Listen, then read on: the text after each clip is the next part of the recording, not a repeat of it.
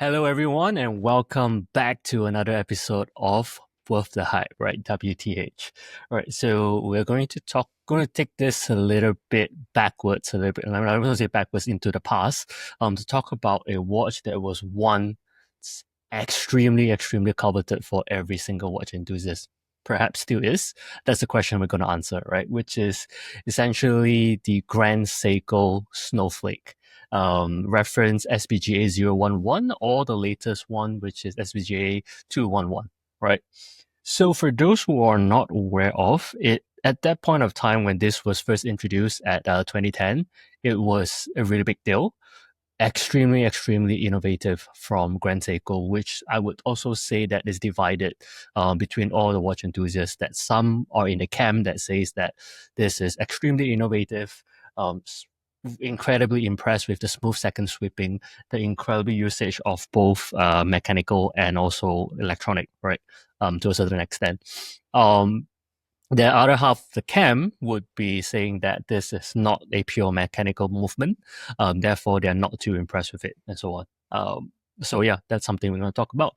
And it's famously known as the snowflakes because of the dial texture, right? I think for those who are aware of now, Grand Seiko makes plenty interesting dials and so on, and this was one of it that kickstarted, right? It was I believe it was called Snowflake due to where it was manufactured or designed, one or the other. And it's the place where it has the Winter Olympics as well, if I'm not mistaken, right? And it has that very nice glistening dial when it has in the right lighting condition, right? Which is something that I would say at that point of time at 2010 is very unknown to have it, right? Yep. Anything you want to add in, Woody? I think this watch, the Grand Seiko Snowflake, is probably the most well-known mainstream Grand Seiko out there. Even if someone has heard of Grand Seiko, it's likely going to be this one versus any of the other models. So even though Grand Seiko has now since evolved to have a lot of other model lines and model ranges, and those who are watch enthusiasts like us know a lot of them. But I think the most mainstream one that people recognize is the Snowflake, was for a long time, still is, I believe. And I think it will go into detail later as we do our scoring as well. There's a lot to like, but there's also some things that can be polarizing about this piece. And full caveat, I used to own this watch. And that might be a preview of where we go with this episode as well. Yeah.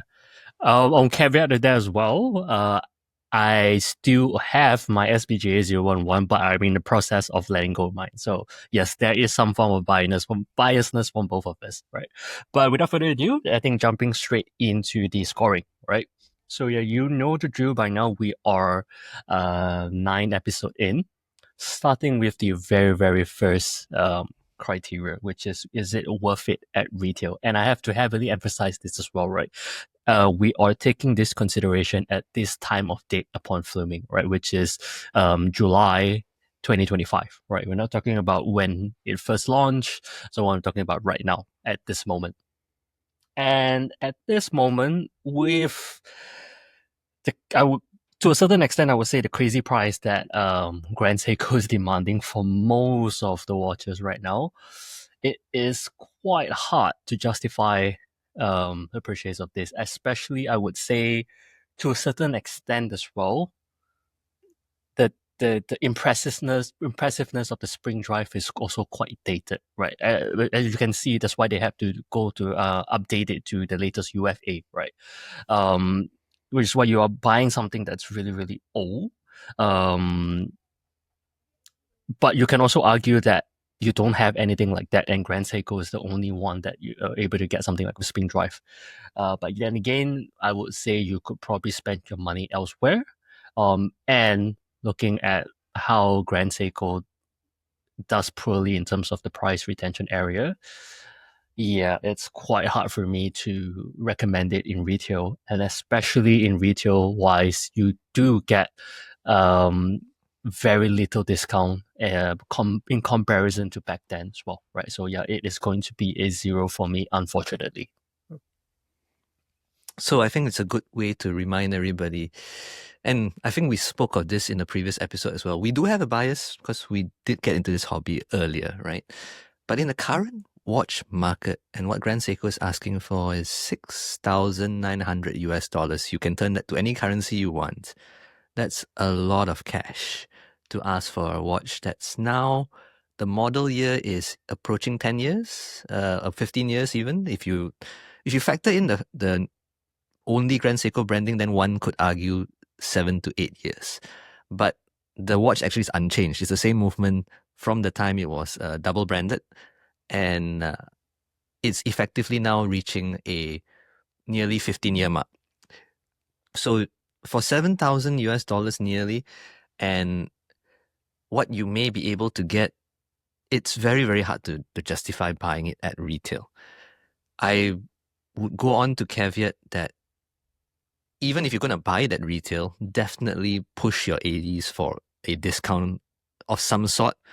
Don't buy into the hype and whatnot, and we'll explain why even further when we go into the secondary market after this.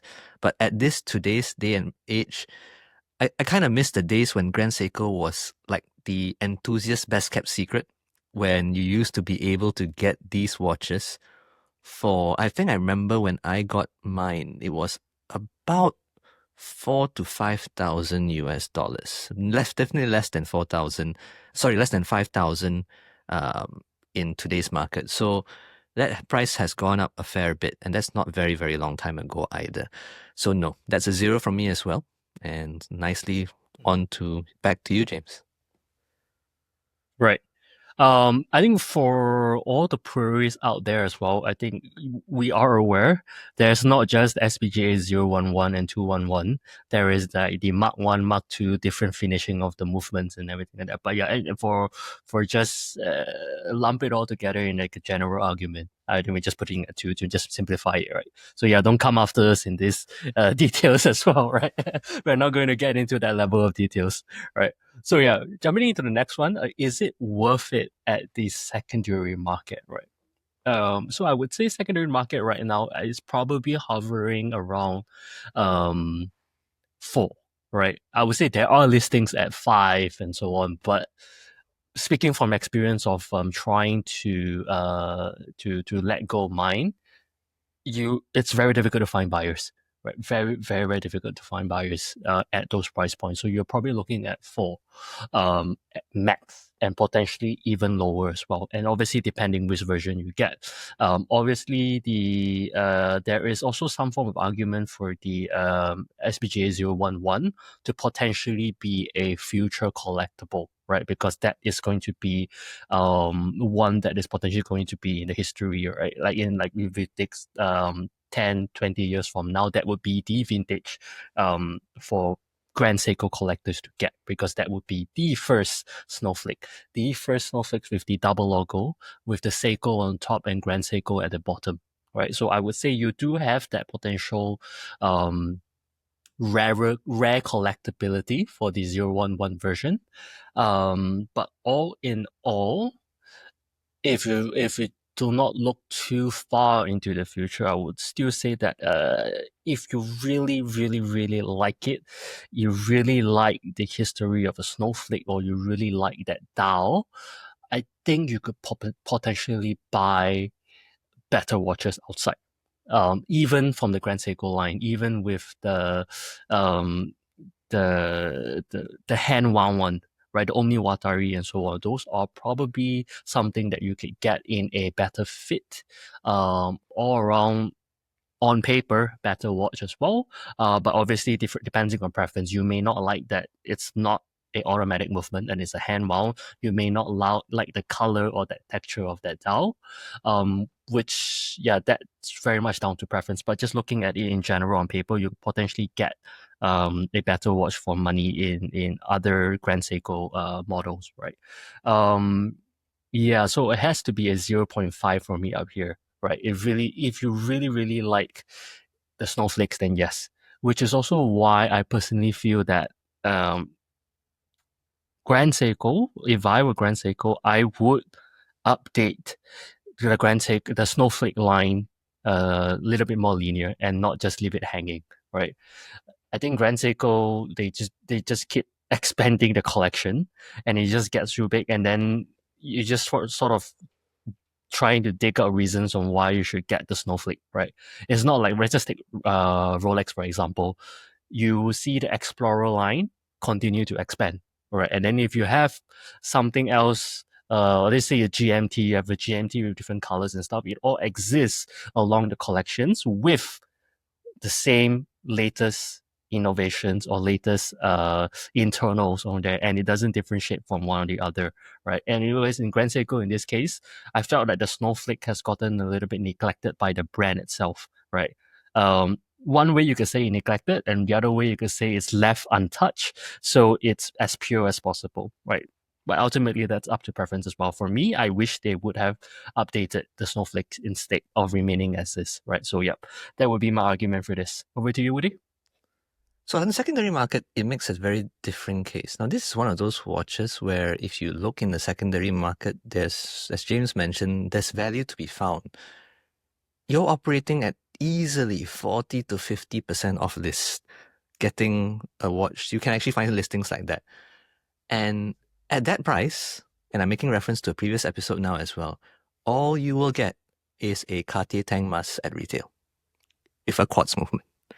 So on that basis, I would say it deserves to be looked at. I would recommend buying, if you like the Snowflake, I recommend it buying it at the second market, thereabouts at 40, 50% the list price. I think that's the going rate that's stabilized for quite a long time already. And I think it's worth buying. And so I'll give it a 1. But herein lies the dilemma as well, right? And James alluded to this. This is a standard production watch that has been in production for years and years and years, right? And as much as I don't like to admit it, because of that, there's very little exclusivity about this piece. You can technically just go in and get it, and it's the same watch you can get for a while already, which is exactly why you should never buy it off retail. There's really no point. But having said that, it's a bit of a benefit to the enthusiast now, the buyer, if in this market, to buy it at a secondhand market, because I foresee if we take James's advice, and if Grand Seiko's listening and they say that let's discontinue this now, upgrade it or refresh it, right? Therein lies a case where some level of interest will come in, similar to the SBGA011, the two-sided, the two logo version, being a bit more exclusive because it's discontinued, right? Grand Seiko just doesn't have the habit of doing that. They just don't discontinue anything. And I think Grand Seiko is one brand that, even as a watch enthusiast that prefers the democratizing of watch enthusiasm and access, I actually think it's due. It's due to be discontinued, to at least breathe some new life into it, or take a new version or new edition of it of some sort. So I'm with you on that, James. And I just feel that if you're in the market for Snowflake at this price, and I also want to add something else, it is a titanium watch. It is one of those, back in the day, titanium watches also had a polarizing point of view. But if you look at today's market, any watch brand that has a steel version and a titanium version, any of the mainstream brands, they charge more for the titanium version. They just put a 10-15% more on it. This is a fully titanium watch, full titanium bracelet.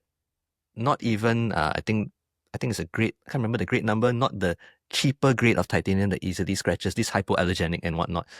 It's good value for money. So my recommendation is if you're in the market for a Snowflake, pick it up on the secondary market. Don't look back. I think you've absorbed most people's depreciation there already. Back to you, James. Fair enough. All right, jumping into aesthetic, right? I think for aesthetic, one of the key things that you really need to know about Grand Seiko, not just Snowflake, but Grand Seiko in general, and you will hear this term used a lot, which is Zaratsu polishing, right? And that is something that honestly I do not have the right words to describe it to you. You really have to witness it in person, right? Especially on a metal like titanium. Grand Seiko does it very, very differently, right? In titanium, in most watches, you would see on the brush side especially, it's very evident that you can see a slightly darker hue than a stainless steel variant, right? However, in the polishing of you're utilizing the Grand Seiko polishing on the titanium model, it looks nothing like titanium. It looks like steel. It looks so good, and it's what they call it a mirror polishing, right? And under certain lighting condition, it goes blacked out, right? It just has that very sleek look to it. And to be honest, I can't explain to you the science behind it and so on. It's hand polished, and it's hand polished in Japan. That's all I know. Is it a sham or what? I don't think so. At least I from my own eyes, I couldn't tell. And I personally really, really enjoy looking at the Zarasu polished watch, right? Especially if you are into watch photography as well. It is an absolute joy to photograph with, right? And that coupled with the textured dial, right? And this is a textured dial, a white textured dial, right? Which is usually quite hard to be visible, right? It usually just flushed out in a white dial.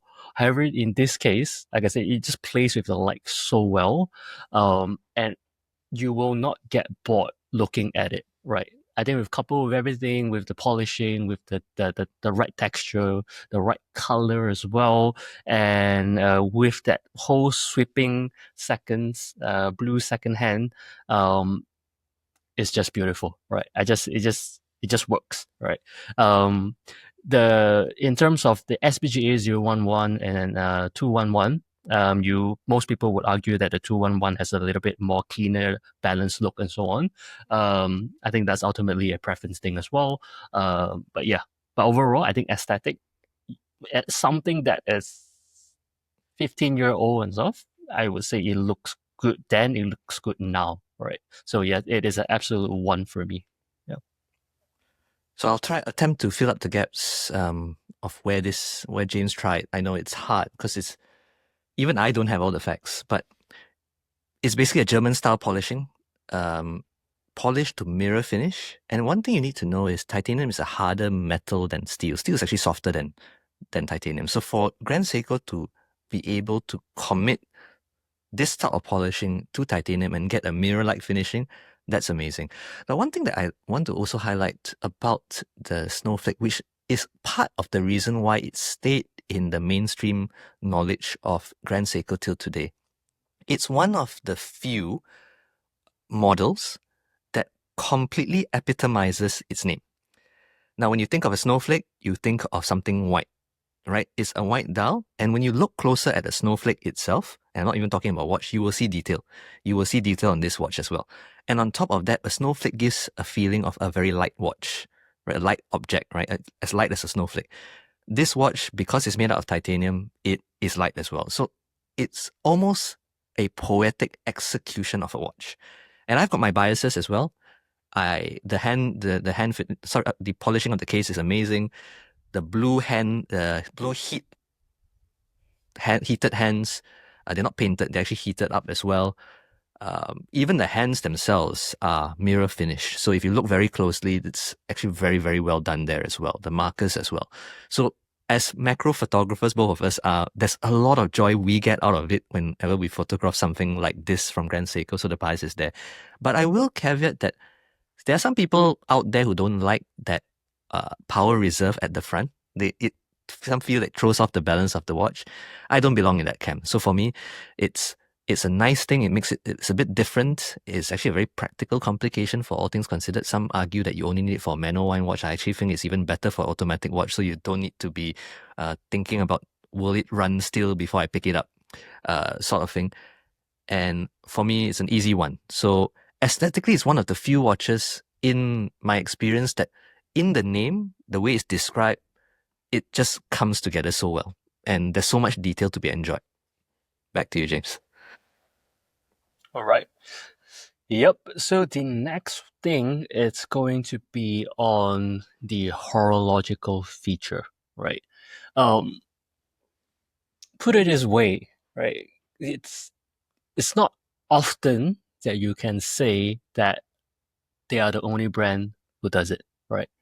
And this is something that it's not like nobody, I would say nobody can disagree that this isn't good, right? Good in terms of a future perspective, right? You may not like it due to a purist perspective, but you cannot argue that it's not good, right? It's why is it good? I think one, it's way more accurate than a mechanical movement, right? It's simple as that, right? As much as we enjoy the horological of a mechanical movement, it will never be as accurate as a quartz movement or a digital watch and so on, right? And this sort of fills in that gap that we're left hanging as watch enthusiasts, right? It sort of fills in that gap. It gives you that accuracy, however, still maintains the essence of a mechanical movement. It has a case back. You can see the movement. You can see the rotor. You can wind it. It has all that physical touch that links you to a mechanical watch. However, it also added in that accuracy that you need, right?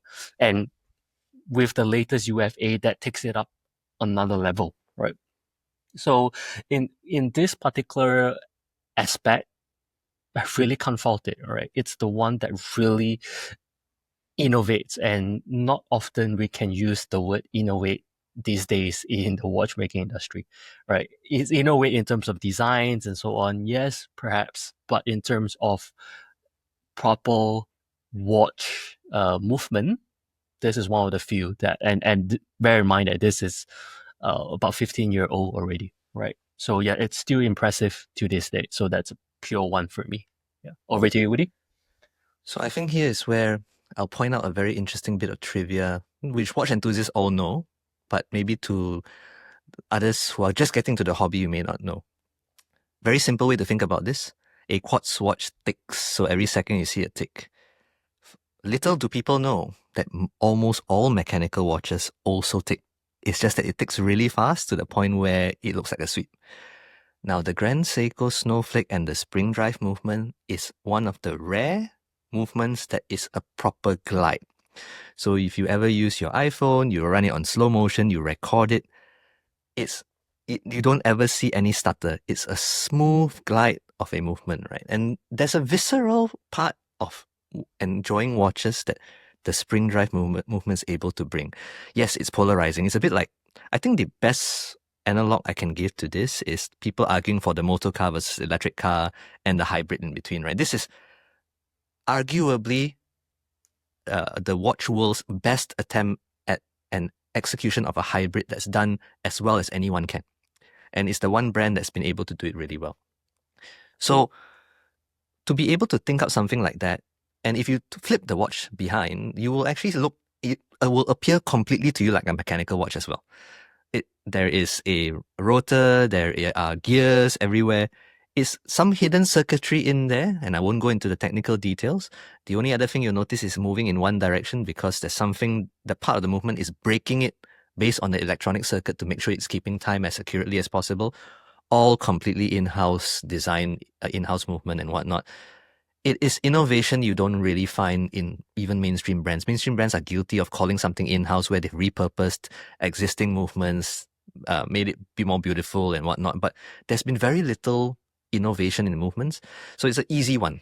And it's one of those things, I think if you've never seen a spring drive movement and you've only heard all the polarizing view that people have, pick up any one, whether it's the one from the Snowflake range, which was 15 years old already, or pick up one that's the UFA or any current spring drive watch, right? And just watch that glide.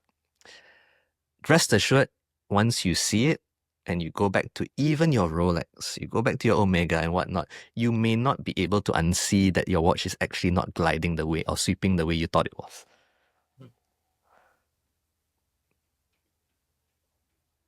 All right. Yes. Fair enough. I think let's wrap up with the last criteria, right? Which is wearability, right?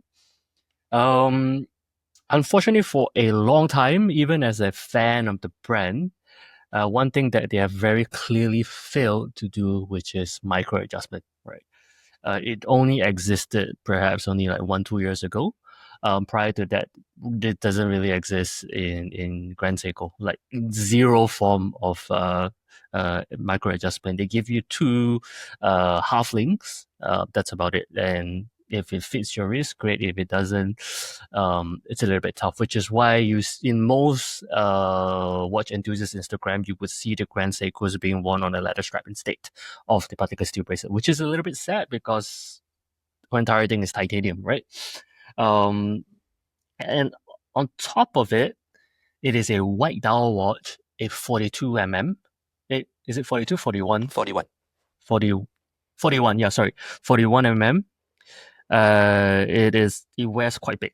It wears really, really big, I would say. Not only in terms of wearing big that the lux hangs out, it wears big as in it looks big on your wrist as well, right? So unfortunately, yeah, that's going to be a 0 for me. Yeah, I can't back it up as much as I like it. Yeah. Over to you, Woody. I think this is where I confess. There's a reason why I sold this on, right? And it's purely from a wearability perspective. I think this watch as a titanium watch as a whole, suffers from two very unique problems. Now, as an experience of wearing a watch this light is great, and I have nothing against it. In fact, I still own a titanium watch. It's the fact that there's a bit of an imbalance. The case is actually quite heavy up top because there are parts in there, and the bracelet's very light, so it tends to flop around on the wrist. And because it's 41mm, nearly all dial, it also wears really huge. Now, credit to Grand Seiko, most, if not all of its timepieces, except for the Tentograph and the huge watches of 43mm or whatnot, they tend to have designed it to hug the wrist as best as it can. But this is one of those watches that you just cannot hide the fact that it doesn't wear very well, especially for folks like me from the tiny wrist tribe. It's very obvious. After a while, you will feel it flopping over your wrist. It just doesn't feel nice. And it doesn't sit very well as well. It actually sits quite high up. It almost has a banana-like look when you look at it from the side as well. It's a combination of all of this, and I wouldn't even go into a micro-adjust point of view because I almost exclusively wore it on the bracelet and loved it on the bracelet. But, there's a reason I moved it on. And even as I'm wearing a piece that I spiritually bought to replace it, I'm now having a dilemma whether the UFA is the true spiritual successor of it as well. But my point being, unless you have a very big wrist and you can add more bracelet links as a result as well, I tend to feel the Snowflake works better on a big wrist. It wears better. You put more weight on the bracelet side as well. It will sit better.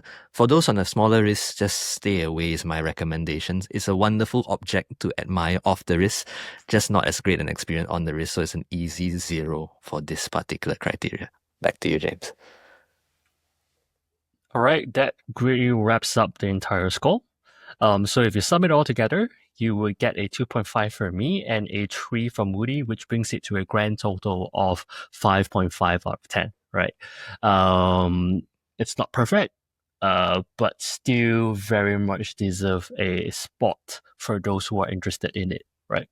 Right, so just to keep it under 30 minutes for this episode, I would say we hope you enjoy it. And let us know what sort of watch you want us to talk about. You want us to more bring it back to the old school, where the past popular watches, or do you want to talk about modern, or you want us to go even more further back, right, vintage and so on? Let us know. We're happy to talk about it. But until then, we'll see you in the next episode. Thank you. Bye. Bye.